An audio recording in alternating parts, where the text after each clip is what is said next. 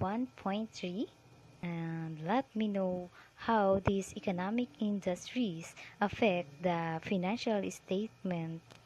And but before that, let me know some ideas about those four economic industries. That's four industries in that exhibit 1.3. Grocery stores chain comes in grocery store. There is more competitors. When it comes in grocery store, like SM Hypermarket, the Robinson Supermarket, the Unimart, and so on, which those grocery store chain are difficult to differentiate from similar product of other grocery store chain. It is actually low barriers to entry access in the grocery store industry, where an entrant needs primarily retail space and access to food products distribution. Those extensive competition and non-differentiated product results on a relatively low net income to net sale or the profit margin, like in the exhibit 1.3, 1.3 3.5% in this case grocery stores, which these relatively few assets need to generate the sales, which 34.2 cents in asset for each dollar of sales. The assets are described as turning over 2.9 times per year. Each dollar invested in asset generated on average 2.9 of revenues. Each time the assets of this grocery store chain generate $1 of revenues, it generates in profit of 3.5 cents. Thus, during a 1-year period, the grocery store earned 10.15 cents for each dollar invested in assets. Utility.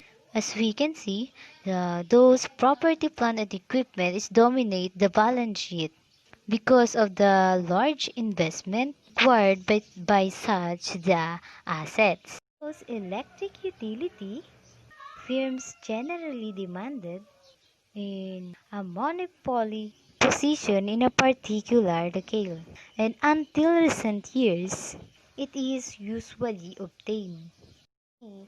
Here, electric utility is have a high profit margin of 10.5% in this case, to offset the relatively low total asset turnover position and the regulatory protection amount of capital in long-lived assets and take on relatively high proportion of debts to their capital structure.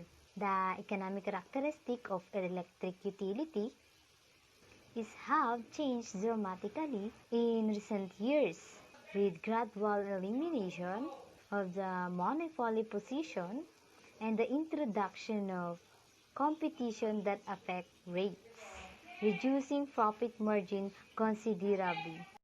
In this exhibit 1.3, we are borrowing and lending.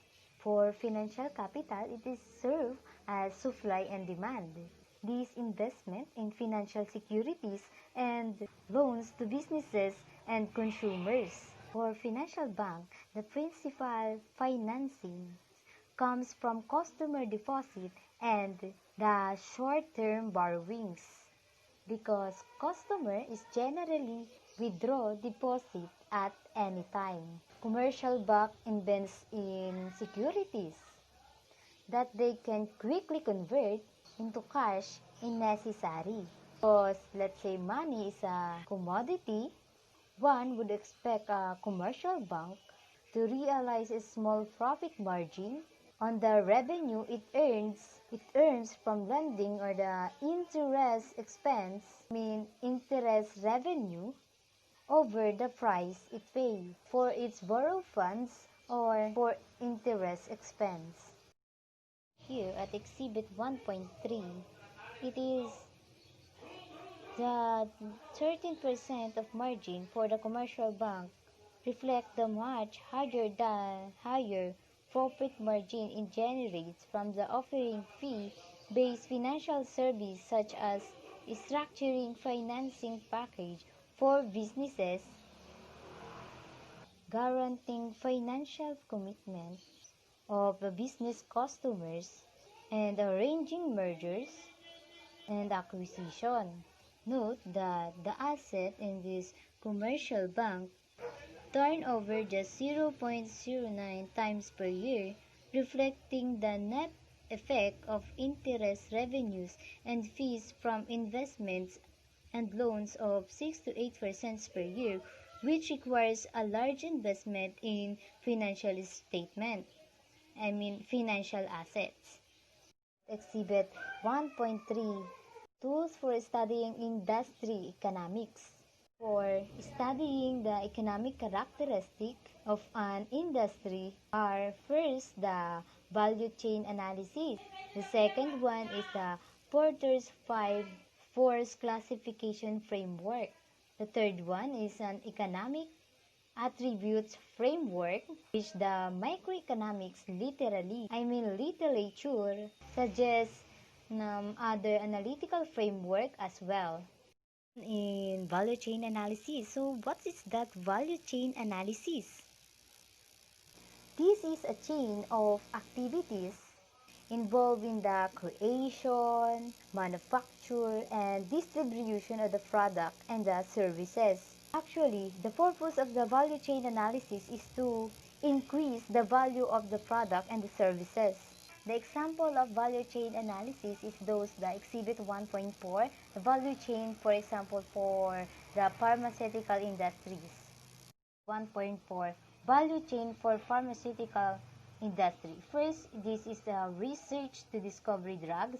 The second, approve of drugs by the government, regulators, manufacture of drugs, creation of demand for drugs, and distribution to consumers. Exhibit 1.5, Division Revenues and Operating Profits for PepsiCo in the year of 2012. As you can see in Exhibit 1.5, it shows the amount taken from PepsiCo 1, the proportions of revenues and operating profit that PepsiCo derived from each division. As we can see in the table, there are 7 divisions. The Frito-Lay North America, the Quarter Foods North America, the Latin America Foods, the PepsiCo Americas Beverages, the PepsiCo Europe, the Asia, Middle East, and America, and the corporate unallocated. So in each division, they have the corresponding revenues and operating profits to get the operating profit margin. So the operating profit margin is a profitability on performance ratio that reflects the percentage on profit a company reduces from its operation prior to subtracting taxes and interest charges. So the profit margin is calculated by dividing its operating profit to its revenue. So guys, you can see that the operating profit margin for this exhibit is 13.9. So, mako-considered ba natin yun na mataas, good, average, or low? So, according to my research, 10% profit margin is considered as average. Then, 15% higher than that is good or high. Then, 5% is considered as low. So, the 13.9 is considered as average. So, not bad, not good. So, paano nga ba mapapataas ang operating profit margin ng isang business? So, pag tumaas ang percentage ng operating income as a percentage of net sales, yung business mo ay magkakaroon ng higher profit margin on its revenue. This situation occurs when you lower expenses and generate the same revenue, or when you increase expenses at a slower rate than a corresponding increases in sales. So, bakit nga ba mahalaga ang higher operating margin? So, the higher operating margin indicates that company is earning enough money from business operation to pay all of the associated costs involved in maintaining the Topic business. is the economic attribute framework. So, ang topic na to is may 5 components which are the demand, supply, manufacturing, marketing, and investing, and financing. So, unahin natin ang demand. So, what is demand? Demand is an economic principle referring to a consumer's desire to purchase goods and services and willingness to pay a price for specific good or services. So dito sa demand ito daw yung consumer's desire na bumili ng goods or services na naaayon sa kanila na yung willing sila magbayad na kahit ano o kahit anong halaga. So dito naman sa isang meaning, are customers highly price sensitive? So dito so, ang consumers naman is napaka-price sensitive pagdating sa mga binibili nila. So, masasabi kong ang mga consumers talaga is napaka-price sensitive. So, the next component is the supply. So, supply are many suppliers offering similar products or a few suppliers offering unique products. So, the next one are those higher barriers to entry or can new entrants gain easily access? So, dito, yung sa una, many suppliers offering similar products. So, parang mas common na siya para sa mga suppliers. So, dito naman sa components ng economic attributes, yung demand at supply lang siya para magkadikit lang siya. So, halimbawa, pag bababa ang demand, bababa din ang supply. So, parang vice versa lang yan na kapag ang supply is bumaba, bababa din ang demand. Kapag ang supply tumaas, tataas din ang demand ng isang product. So, yun yung parang sa demand at supply na hindi sila pwedeng maghiwalay na dalawa. So, the next is the manufacturing. So, hindi ko na babasahin yung definition of manufacturing. Explain ko na lang siya para mas mabilis tayo. So, manufacturing is, dapat alam natin yung process of manufacturing para alam natin yung capital intensive. So, ano nga bang capital intensive? Capital intensive, kailangan niya ng malaking halaga o investment para makapagpagawa ng product o services at para magkaroon tayo ng fixed assets such as PPE o yung property, plant, and equipment. So, in case naman sa electric power generation o kaya naman sa labor intensive, malaking amount ng labor o manggagawa para makagawa ng product o services. So, kinakailangan natin ng mga malaking manggagawa para makabuo tayo ng isang product at makabuo tayo ng product na maisusupply natin para matugunan yung demand sa market. So, dito naman in case of advertising o kaya naman with no capital at labor intensive, ay yung kailangan in case of automobile manufacturing. So, kailangan din ang tandaan na to consider yung manufacturing ay walang magiging problema or error pagdating sa paggagawa ng microchips o heart pacemaker. O kaya naman ang mga range of quality ng product ay acceptable o ayos para hindi ma-defect yung merchandise parang merchandise disinfection ata yun, parang ganun. O in case naman if apparel o mga non-mechanized toys, yun. So, manufacturing. So, yun sa manufacturing. So, next is the marketing. So, marketing is the product promoted to other businesses, in which case a sales staff plays a key role or it's marketed to consumers. So that advertising, location, and coupon serve as principal promotion mechanism. So sa marketing naman, so sinasabi dito na yung mga sales staff, yung parang yung mga nagsi-sales talk, yung mga gagaling dyan, yung parang sa marketing. So sila yung nag-advertise ng mga product para mabilis na mabenta yung isang product. So, yun sa marketing. So, the last one is the financing and investing. So, ano nga ba ang financing at investing? Financing and investing are a way of lending money in the company, pero magkaiba sila ng way nila. So, financing ay kumukuha ng pera sa panghiram o borrowing sa earning ng investment galing sa outside sources. So, yun nga yun. On the other hand, investment is taking ang money from construction of operation or investment purchase like stocks, bonds, and etc. So, dito naman pagdating sa investing and finance, dapat alam natin yung assets ba daw ay isang firm ay short term, In case ng commercial banks yon, alin daw ang short-term sources of fund ang kailangan para ma-finance yun.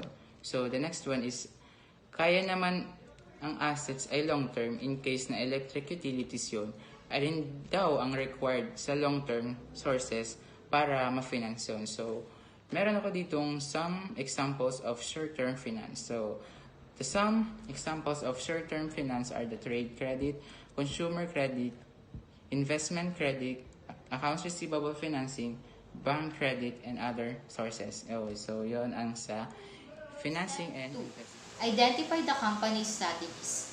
Firms establish business strategies to differentiate themselves from competitors. But an industry's economic characteristics affect the flexibility that firms have been designing those strategies. In some cases, firms can create sustainable competitive advantages. For example, PepsiCo size, brand name, and access to distribution channels give it sustainable competitive advantages over smaller or less known beverages company. PepsiCo Incorporation is an American multinational food, snack, and beverage corporation headquartered in Harrison. Ramon Laguarta is a PepsiCo chairman of the board. PepsiCo used cost leadership as its primary generic competitive strategy. The generic strategy focuses on cost minimization as a way to improve PepsiCo's financial performance and overall competitiveness. For example, to compete against Coca-Cola product, PepsiCo offers low prices based on operating costs. Similarly, the reputation for quality family entertainment provides Disney with a sustainable advantage, whereas a reputation for a low prices generates advantage for Walmart. In many industries, however, products and ideas quickly get copied. Katulad na nga lang mga cellphones, tablets, and computers hardware, chicken, pizzas, and hamburger restaurant chains, and financial services. In this case, firms may achieve competitive advantage by being the first with a new concept or idea, also referred as first mover advantage, or by continually investing in product development to remain in the leading edge of change in industry. Such competitive advantage is difficult but positive to sustain for a long period of time. Framework for strategy analysis. The set of strategic choices confronting a particular firm varies across industries. The following framework, dealing with product and firm characteristics, helps you identify the structure and set of trade-offs and choices of a firm must face. So, ano nga ba ang framework for strategy analysis? So, it is an attempt to summarize the entire range of activities involved in determining alternatives for the strategic allocation of resources. So, the first one is nature of product or services. Ang una ay kung nagagawa ba ng firms ang product differentiation strategy. Ang product differentiation strategy ay yung nag-i-stand out yung iyong product sa target market. It's how you distinguish what you sell from what your competitors do. And it increases brand loyalty, sales, and growth, focusing on your customers as a goal start of successful product differentiation. So, pangalawa ay yung nagagawa mo yung low cost leadership strategy, na kung saan yung company mo ay nag-o-offer ng cheap price to stimulate demand and gain market share, achieving low profit margin but in return, higher sales volume and market shares. Tapos yung pangatlo ay yung nagagawa pareho. Nagagawa yung product differentiation strategy at yung low-cost leadership strategy. Differentiated products and maintaining tight control over cost. The second one is a degree of integration in value chain. So, nakapaloob doon yung vertical integration. Vertical integration is a strategy whereby a company owns or controls its supplier, distributors, or retail location to control its value or supply chain. Vertical integration benefits company by allowing them to control process, reduce cost, and improve efficiency. So, for example, is the Netflix. Netflix is the one of the most significant backward in vertical integration examples in the entertainment industry.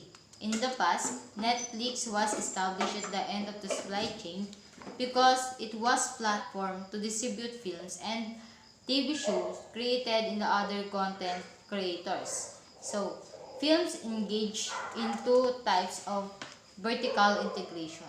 So, the first one is forward integration. It is a method of vertical integration in which a firm will gain ownership of its distributors. The second one is backward integration, which is a method of vertical integration that will gain ownership of its supplier. The third one is a degree of geographical diversification. Is the firm targeting its product to its domestic market or integrating horizontally across many countries? Operating in other countries creates opportunities for growth but exposes firms to risks from changes in exchange rates, political uncertainties, and additional competitors. So, ano nga ba muna ang geographical diversification? So, it means holding securities from different regions. You don't want all of your money in a single country or region for the same reason. You don't want it all in a single stock. The failure of the stock would be a huge blow to your portfolio. So, most large multinational corporations also have a high degree of geographic diversification.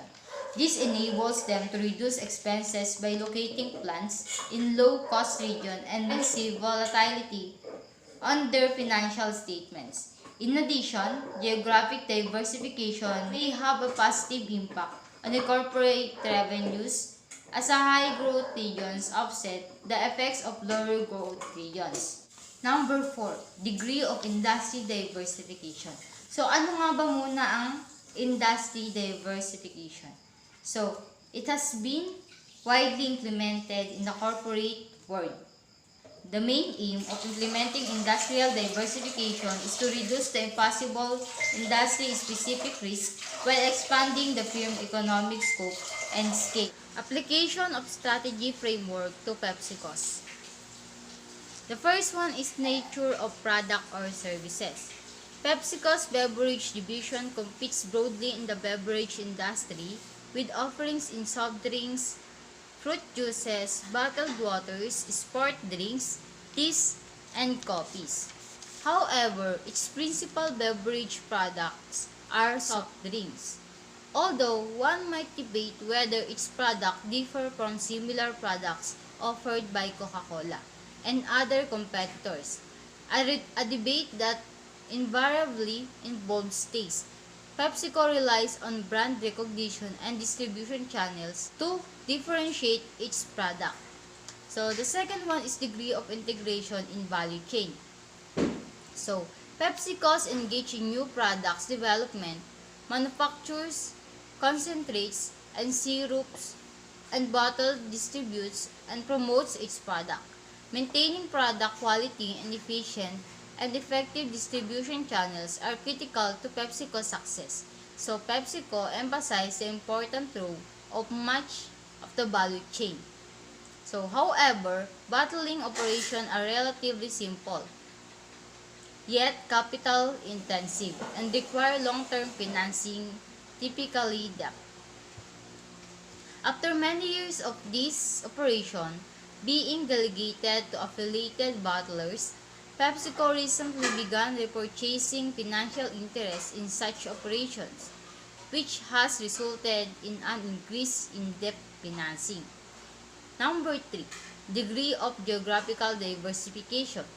Note 1 to PepsiCo's financial statement and Exhibit 1.5, yung na-discuss kanina, indicate that PepsiCo's Americas Beverages Division generated 33% of the firm's revenue during 2012. So, PepsiCo's Europe and PepsiCo Asia, Middle East and Africa or AMEA represented 21% and 10% of revenue respectively. The remainder of revenues came from 3 distinct food divisions. Note that Europe and AMEA division includes both beverages and food sales. So it's not possible for these disclosures to identify the exact amount of food versus beverage revenue for PepsiCo overall. Nevertheless, it is clear that PepsiCo is not a strictly beverage company. So the fourth one, degree of industry diversification. To focus, streamline the presentation of industry analysis and strategic analysis technique, our discussion thus far has focused on PepsiCo beverages business. However, PepsiCo generates greater revenue and higher operating profit margins from the snack food and breakfast food division than from that beverages division. As seen on Exhibit 1.5, PepsiCo food division generated nearly 37% of the company total revenues. Although PepsiCo is more industry diverse than Coca-Cola, many economic characteristics of the beverages, snack food, and cereal industry are similar in nature, involving that selling of branded consumer products. These industries can be characterized in having low barriers to entry but small number of powerful rivals with brand recognition access to key distribution channels. These industries rely on commodity raw materials for input, facing low supplier power and relatively price-intensive buyers because of brand loyalty and distribution channels.